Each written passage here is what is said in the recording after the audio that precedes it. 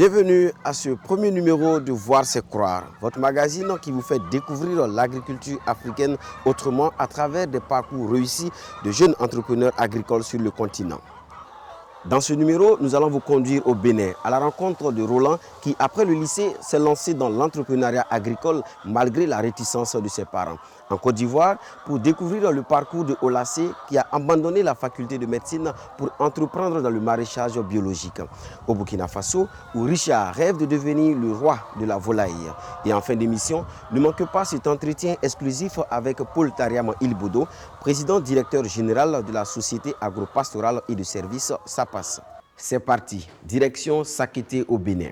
À sa sortie du lycée technique agricole au début des années 2000, Roland aurait pu devenir vétérinaire ou agent forestier comme le souhaitaient ses parents. Mais lui avait un autre plan, celui de devenir entrepreneur agricole. Un choix gagnant, découvrons son parcours.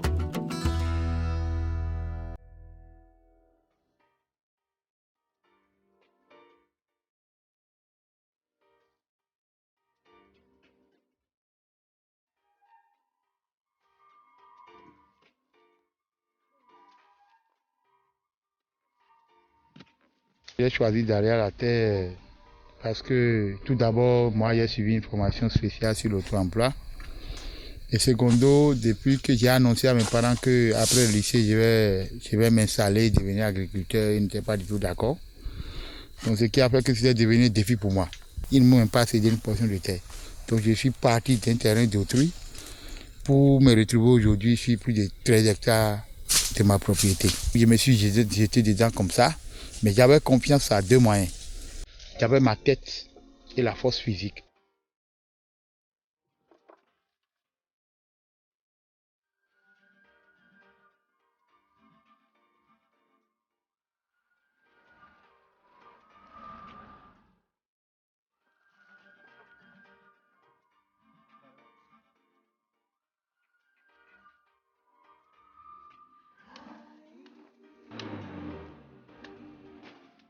Mia zɔnna ɖe ƒe wòlɔ na fi do nuwo yi ƒo atɔ ada ɖe ɖe mi ka zɔnna wa xe bo de yibo gigɔ enyo na mi ɖe enyo na mi mi ɖe mi mo nukɔ yi de me fi mi dɔn ɖe azɔmɛ yi le mi ɖe ti tɔju yi akɔ ɛfo ɖe wa yi mi nɔ dɔ kpo yɔkplɔ le kpo.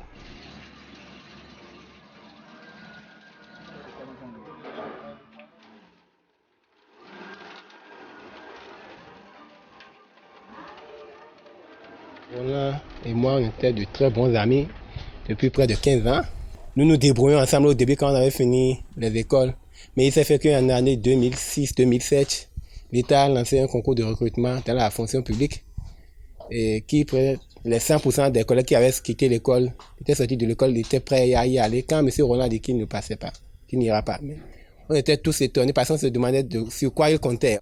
Mais au fil des années, 2 ans, 3 ans après, on a vu que le monsieur sur qui nous doutons un peu, il a commencé par entreprendre beaucoup de choses et il réalise des trucs. Donc, moi, je me suis dit que ça veut dire que Roland a raison sur nous. C'est ce qui a fait que peut-être à la longue des années, moi aussi, j'ai voulu lui emboîter les pas. J'ai eu des unités de levage et puis une plantation de palmiers.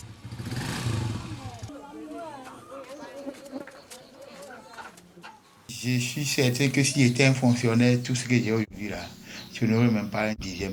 Parce que j'ai des collègues qui sont entrés, mais je vois comment ils évoluent. Par rapport à ce que moi-même j'ai aujourd'hui, c'est incomparable. J'ai ma moto, j'ai mes véhicules, j'ai ma maison en bas comme en haut, et j'ai mon bureau, donc je ne me plains pas. Quand mon grand frère avait quitté le lycée et il voulait aller à la terre, je n'étais pas content. Mais chaque année, je viens près de mon grand frère pour faire mes vacances pendant 3 mois et je vois que les choses évoluent. C'est pourquoi moi-même j'ai décidé d'aller au lycée. Et quand je vais finir mon lycée, moi-même je vais m'installer pour évoluer dans l'agriculture. Moi, j'ai souvent dit aux jeunes que de commencer par prendre des risques. Quand nous on a risqué, on a réussi. Un souci de dire l'État ne recrute plus, ça c'est un faux jeu. L'homme peut se transformer en employé lui-même et recruter des gens en toute catégorie confondue d'employés. Je suis après plus d'une quarantaine d'employés que je gère et qui sont régulièrement payés. Et malgré ça, moi-même, je m'en sors. Pourquoi pas eux?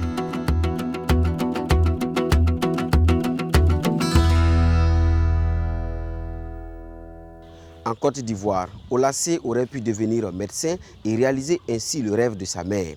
Après une année à la faculté de médecine, elle finit par se résoudre à poursuivre son propre rêve, l'agriculture biologique.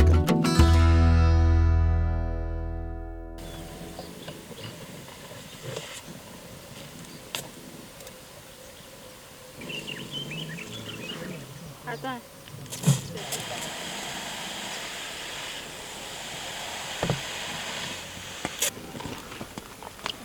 C'est de la qualité que je fais ici.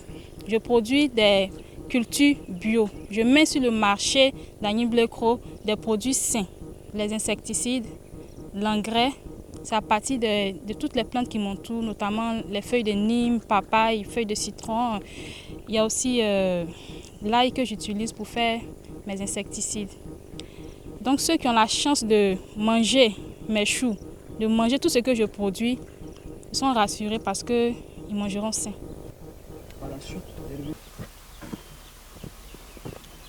Le rêve de mes parents, c'était de me voir un jour devenir médecin. Et ils ont tout fait pour que vraiment mes études puissent converger vers la médecine. Mais mon rêve à moi, c'était toujours de vouloir m'investir à fond dans l'agriculture. J'avais mon rêve, moi je savais ce que je faisais, je n'écoutais pas ce que les gens disaient. Et j'ai commencé un peu à acheter mes équipements, arrosoirs, d'abats, machettes. Quand j'ai eu les moyens qu'il faut, je suis allée m'installer dans mon village, j'ai commencé à produire le chou. Un peu, ça s'agrandissait. Et puis je suis là où je suis aujourd'hui.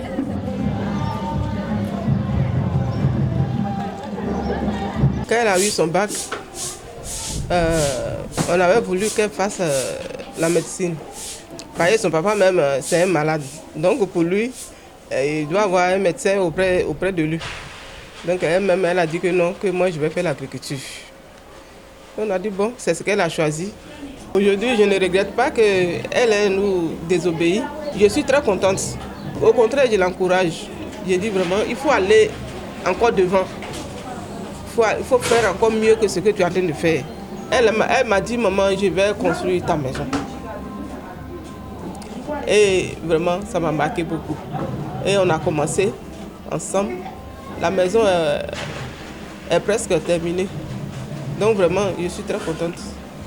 Le conseil que je te donne, tu n'es pas ici avec moi, tu es loin. Il faut prendre soin de toi-même. Et le travail que tu fais, il faut prendre ça avec de bon cœur. Les gens que tu travailles avec eux, il faut les aimer, il faut être toujours prêt à les accepter. En tout cas, il ne faut pas faire de n'importe quoi pour devenir autre chose. Je veux que tu ailles loin. Il y a eu vraiment beaucoup de difficultés qui m'ont fait réfléchir sur ma position. Je me demandais est-ce que j'avais fait le bon choix. Ça s'est passé l'année dernière lorsqu'il y a eu cette grande saison sèche où même ma motopompe n'avait même pas de l'eau même pour aspirer puis arroser les plantes que j'avais mis en place. Mais je suis allée contre la nature, j'ai cherché, j'ai foré le sol et j'ai tiré l'eau pour pouvoir m'en sortir. C'était difficile, ça m'a coûté beaucoup d'argent, mais j'ai pu faire ça et je me suis en sortie. L'engrais organique, on le fait avec les débris végétaux, avec les déjections aussi des animaux. Ici, on utilise la fiente de volaille, mais moi, je préfère la fiente des poules pondeuses parce qu'elles sont plus riches. Je les utilise avec les feuilles et avec tout ce qui est ordures ménagères, peau de banane, tout ce qui peut rapidement se décomposer.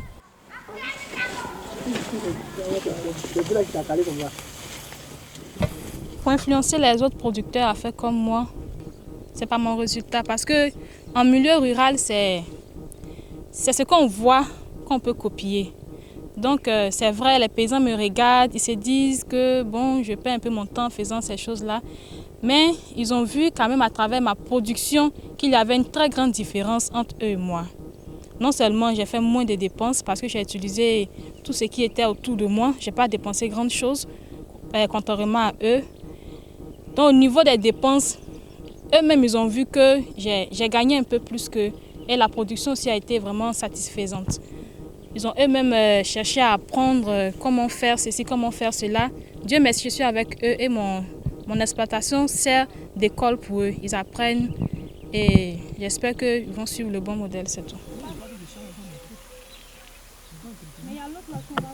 Après les études, on a vu que tourner à Abidjan n'est pas la solution. Mais revenir à la terre, c'est une solution. Donc c'est là, en ce moment, que j'ai appelé ma grande soeur et lui ai dit que je vais venir voir un peu comment tu fais ton agriculture pour que je puisse apprendre et puis aussi m'en sortir dans la vie. Donc voilà pourquoi j'ai commencé à suivre un peu ces pas. Faire le métier de la terre, c'est d'abord cultiver la patience. Il faut être patient et il faut être endurant. Avoir l'amour de la chose. Là, comme ça, tu peux facilement surmonter tout ce qui arrivera comme difficulté.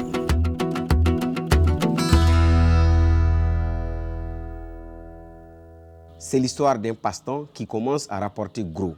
Nous sommes au Burkina Faso, où Richard, cadre d'une ONG, mène parallèlement une activité d'élevage de volailles à Lumbila, une localité située à une vingtaine de kilomètres de Ouagadougou.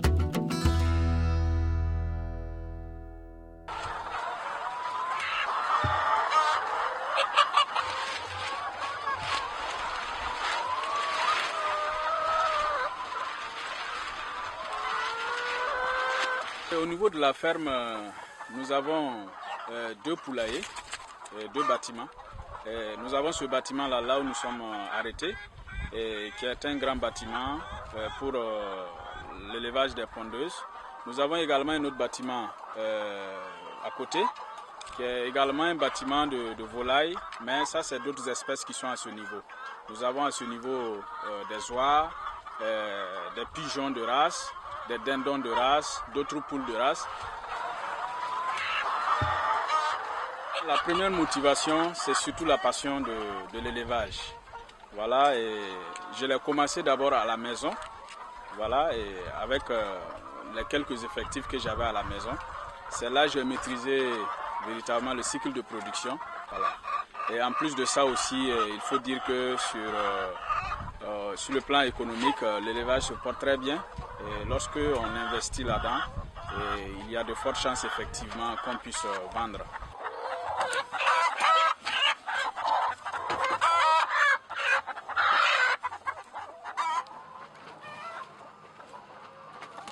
Par jour, on peut ramasser autour de 27 à 30 plateaux par jour. Et le plateau doit faire 30 œufs. Donc si vous faites le calcul, vous pouvez voir un peu le nombre que ça fait, quoi.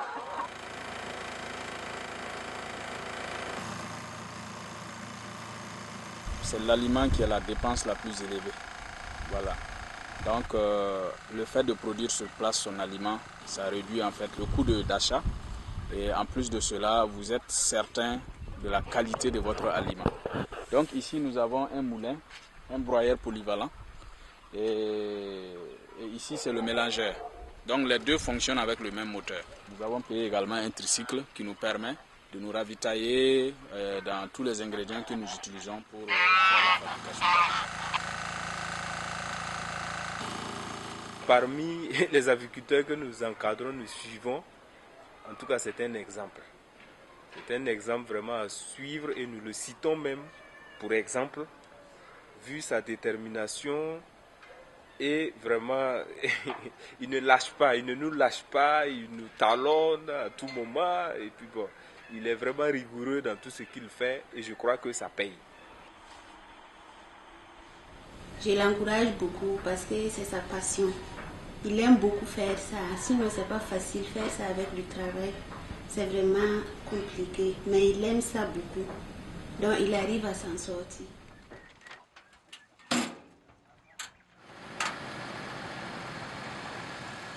C'est vrai qu'actuellement on a commencé à vendre, mais on ne peut pas dire qu'on a l'argent pour le moment, parce qu'effectivement on s'est fait également des crédits. Donc le premier réflexe c'est d'abord rembourser ces crédits-là, puisqu'il faut mériter en fait la confiance de ces personnes qui vous ont prêté quelques argents et tout ça. Et en plus de ça, les perspectives à long terme, c'est de pouvoir effectivement agrandir l'activité.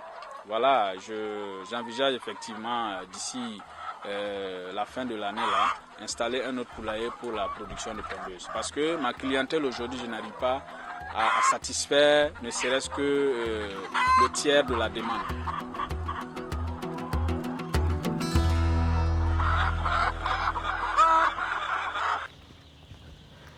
Je rejoins à présent l'invité Paul Tariama Ilboudo, président directeur général de la société agro-pastorale et de services SAPAS.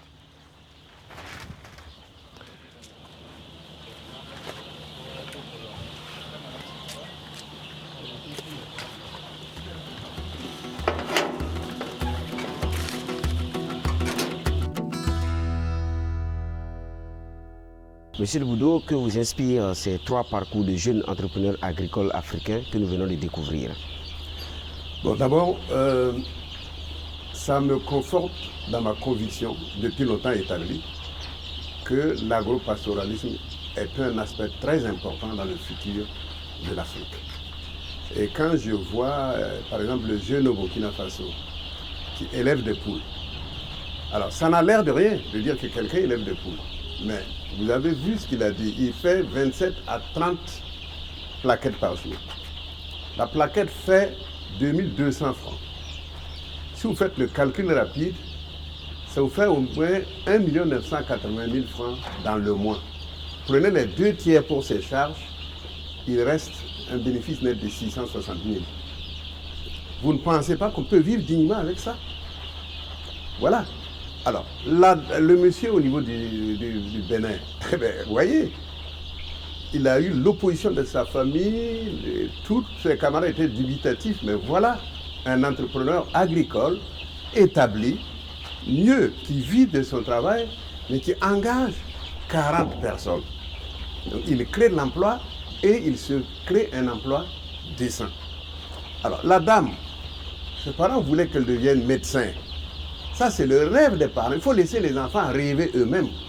Elle veut être agricultrice, elle s'est mise dans le bio et elle s'en sort dignement. Donc, pour moi, comme je l'ai dit, ça me donne une conviction supplémentaire que l'agropastoralisme est un aspect important dans l'emploi des jeunes en Afrique. Et pratiquement en Afrique, 9 jeunes sur 10 sont au chômage ou sous-employés. Et comment, selon vous, l'agriculture et l'élevage peuvent-ils contribuer à résorber cette situation? Mais les 9 jeunes qui sont sur 10 qui sont au chômage, mais c'est l'école qui n'a pas été bâtie en fonction de notre réalité socio-économique. On a mis la charrue devant les bœufs. Alors, on veut former des électriciens sans électricité, on veut former voilà, les services. Or, regardez le monde entier. Il n'y a pas un seul pays qui n'est pas passé par le secteur agricole, les États-Unis, l'Europe, etc. Moi, je crois que si nous recentrons notre planification pour mettre l'accent sur l'agriculture et l'élevage, ce sont des secteurs non saturés qui peuvent employer tous nos jeunes. Vous voyez, si on met l'accent sur l'agriculture, on met l'accent sur l'élevage, en lien avec l'agriculture, parce qu'il faudrait utiliser les sous-produits de l'élevage pour l'agriculture et vice-versa. Alors, ces jeunes qui vont produire, à un moment donné, on va faire peut-être la surproduction. Et c'est en ce moment que la nécessité de créer de petites unités de transformation vont naître. On va former des jeunes pour ça. Et on peut aussi exporter. C'est en ce moment qu'on crée la richesse sur place.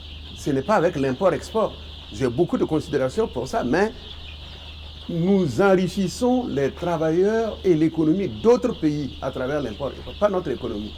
Donc pour moi, la solution pour le chômage des jeunes, c'est très tôt à l'école mettre l'accent sur la formation agro-pastorale.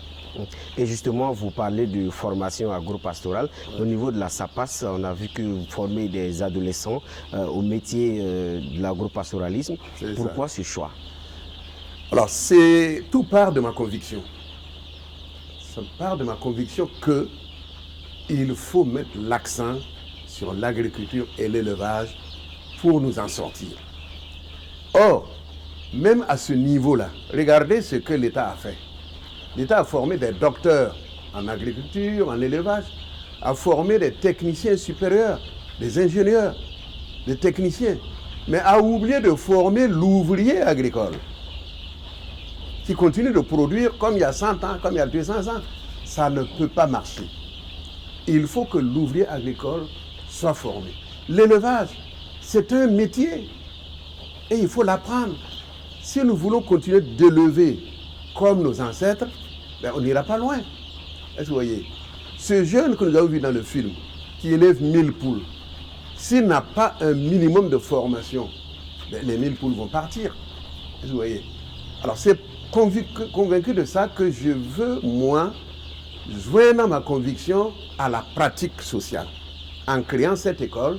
Et je prends des jeunes sortis du certificat d'école primaire, nous les formons en 2 ou 3 ans au certificat de qualification professionnelle en agropastoralisme. Et ils passent le certificat de qualification professionnelle de l'État. Alors, nous envisageons former des jeunes sortis du BPC, sortis du baccalauréat. Nous pouvons aussi, et nous avons ça dans notre processus, former des gens qui veulent en 2-3 mois avoir une connaissance pratique pour aller faire de l'élevage. Voilà. Pour moi, la formation, c'est le sous-basement du développement. Donc, le développement agricole, le développement de l'élevage, il faut d'abord une formation, une qualification pour réussir dans ce métier. C'est pourquoi nous avons créé cette école. De par votre conviction et à partir de l'expérience vécue, quel est votre message à l'endroit des gouvernements et aussi à l'endroit de la jeunesse africaine qui nous regarde? Alors moi, je pense que les gouvernements africains doivent regarder quels sont les besoins actuels de notre Afrique. On veut manger. Mais pour manger, il faut avoir la nourriture. Voilà, donc la production végétale, la production animale. Et pour l'avoir, il faut former les jeunes et les mettre, les accompagner. Vous voyez un pays à côté, la Côte d'Ivoire. Vous savez que le Burkina offrait des œufs, des moutons, des poules à la Côte d'Ivoire il y a quelques années. Maintenant, la Côte d'Ivoire nous revend des poules et des œufs. Et bientôt du bétail. Pourquoi? Parce que là-bas, il y a des gens, le gouvernement a anticipé et a installé des jeunes et a fait une politique sociale d'accompagnement. Ici, pour créer une entreprise, on te fait enregistrer au registre du commerce, comme si tu étais un commerçant. Allez au Sénégal, allez au Mali. Les entreprises agricoles sont enregistrées dans les chambres d'agriculture et il y a des conditions favorables qui leur permettent d'accéder à des crédits, à des taux préférentiels pour créer la richesse. C'est vers ça que nos gouvernements devraient aller, de mon point de vue. Merci beaucoup pour cet entretien. Ok, merci bien. C'est sur ces mots pleins de sagesse que nous prenons congé de vous. Rendez-vous au prochain numéro de votre magazine Voir, c'est croire.